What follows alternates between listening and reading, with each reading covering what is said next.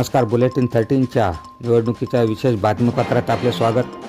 Yeola merchant bank निवडणूक सन 2022 ते 27 या कालावधीसाठी एमकोच्या संचालक पदासाठी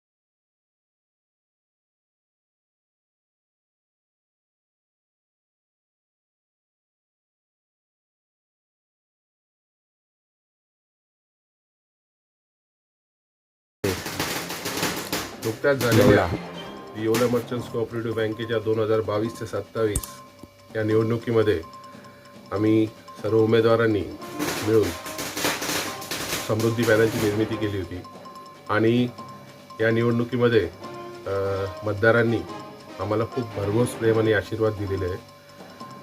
त्यात आमचे काही सहकारी ज्यांची हार आम्हाला खूप चटका लावून गेली, तर आमचे शरद आबा असो, अलकेशबाई असो आणि जे बँकेला अत्यंत गरजेचे असतात असे CA सोमानी साहेब असो, पण असो ठीक आहे.